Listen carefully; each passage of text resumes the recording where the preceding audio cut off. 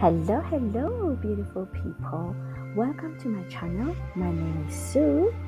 On the channel, let's chat to Sue, a parental channel where we talk about stuff that we need to talk about. Today's topic is narcissistic adult children. You know, those children that always bring drama where there is family functions, that always have drama at home with friends. Drama is around them, right? And on the picture here, this is my mother, one of the incredible souls who was sent here on earth. She was just amazing. I wrote a book as a legacy that I leave my children, that their children will know who I was, who their grandmother and great grandmother were, and they can add to the book if they feel like it, right? The book is available on Amazon, and yeah, if you feel triggered, there's a disclaimer. If you feel triggered in any way through this video, please seek help. Get help for yourself, right? And get help for your child as well, and go as a family maybe to get help, right? And thank you to Dr. Ramani for the video. She's incredible. You guys should follow Dr. Ramani. Before I talk too much, here's the video.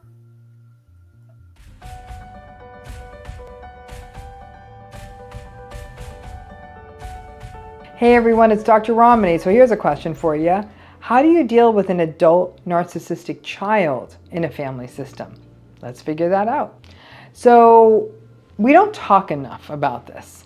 And this was actually a question someone sent in. Like I said, we don't talk about this idea of the adult narcissistic child. I mean, listen, obviously every narcissistic person out there is someone's child, right?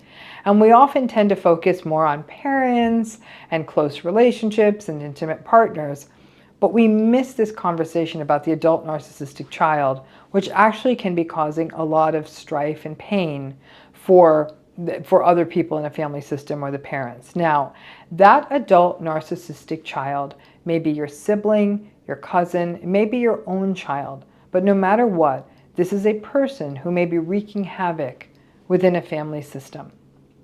Narcissistic adult children are confusing because very often they have siblings who are not narcissistic. And that can be both reassuring and frustrating for the parents who may say, something went right and something went wrong.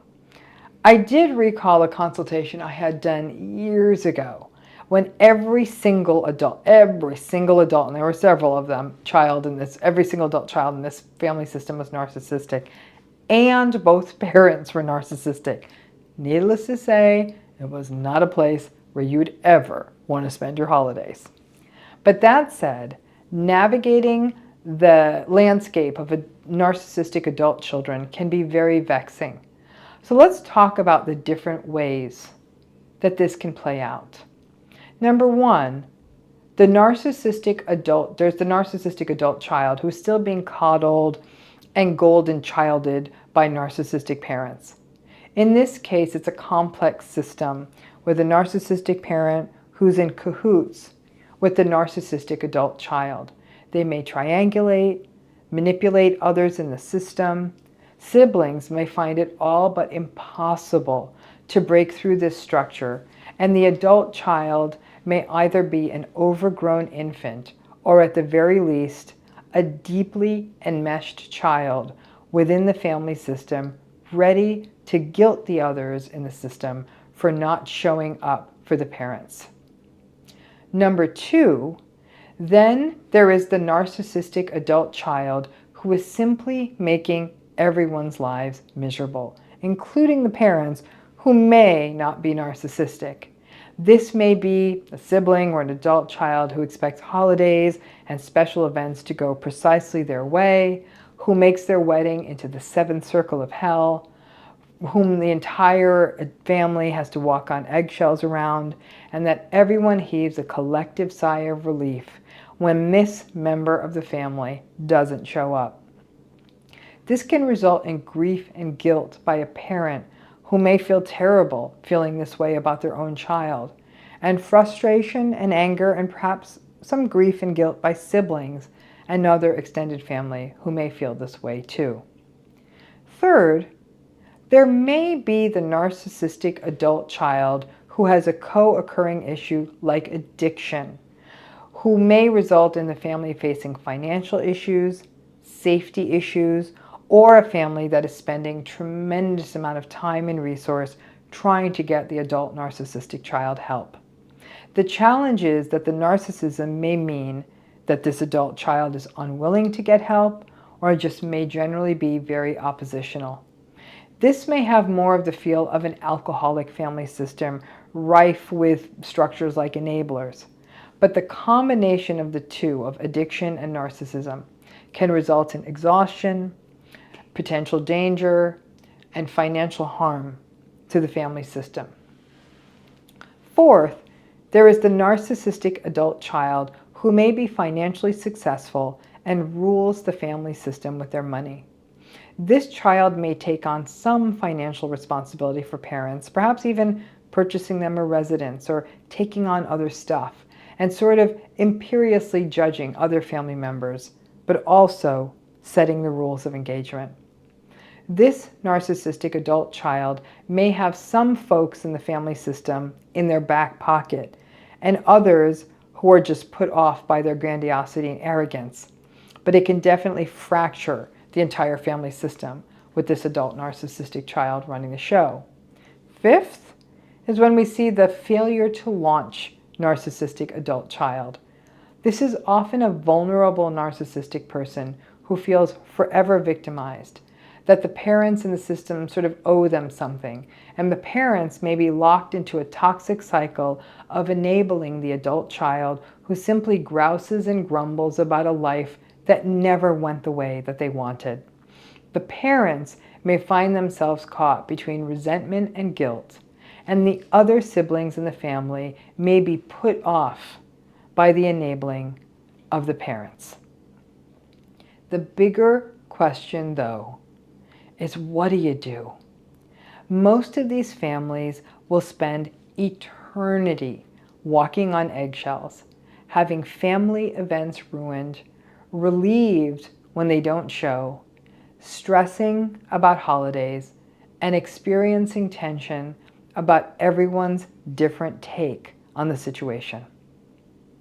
Obviously, the rules of radical acceptance apply here, as they do in these relationships, and the sad realization that yes, quite often this adult narcissistic child may spoil every family event.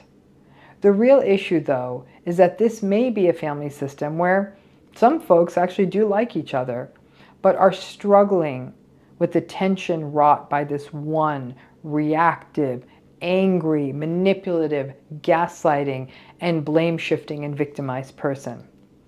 It becomes important for people in the system who do like each other to find a way to cultivate these relationships, because sometimes the fear of excluding this person, there may be a possibility that family members overall just start avoiding each other simply to avoid having to deal with this narcissistic person. That would be unfortunate. So find whatever way you can to keep those ties that matter to you. Have one-on-one get-togethers, remain in touch in other ways, but don't lose that with each other. And the other thing you can do is agree on a plan of action. If this adult narcissistic child ends up blowing up a dinner, a get-together, or a family event, you need to be prepared ahead of time that it might very well come. And how will you proceed? Will you just end the event? Step away? Try and avoid the temptation to try and appease and soothe the narcissistic adult child who's throwing their tantrum and doing everything short of upending the dinner table. And they may do that too. You've been doing this kind of appeasing for years, maybe since this person was a child. Have a plan. Maybe once they start acting up, you call the event done. You take away their supply and you take away their audience. I'm not saying they won't escalate in the face of you shutting things down. They will. But at least you aren't trying to pretend that something isn't happening. It is. And it seems that sometimes bringing it to a halt, even if it means that you give up on Thanksgiving dinner before the turkey is even carved, may mean that you get to remain sane and leftovers taste just as fine. But I can't put too fine a point on this.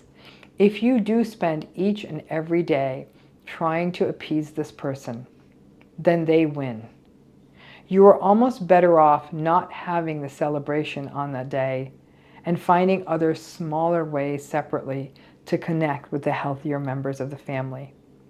Many families get so caught up in wanting an event or a holiday to look a certain way that they create a monumental stress knowing that that narcissistic adult child will blow. Perhaps find and enact new traditions and a true reboot in an attempt to end these cycles.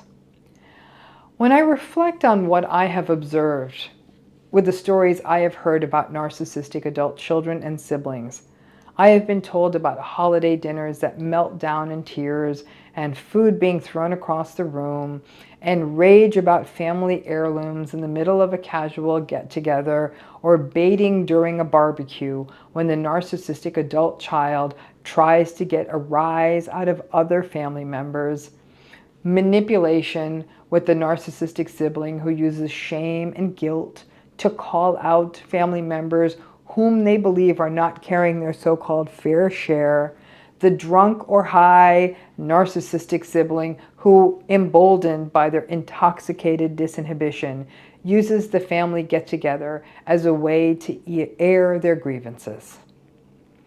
These, when we're looking at adult narcissistic children, these are ancient patterns, and you are not going to be the one to magically change them in this ecosystem. The real issue becomes how you want to navigate it. Some family members may decide to go no contact. Some may find last-minute excuses. There are no right answers, but I have seen too many families torn apart by a narcissistic adult child who turns family systems and family gatherings into bully pulpits. They can turn a group text into what feels like an experiment in psychological abuse. Find whatever way you can to maintain the healthy connections in your family and recognize that therapy may be a necessary and essential tool for you to manage the grief and guilt these kinds of choices like disengaging may raise. I hope that's helpful, and thanks again. Yeah,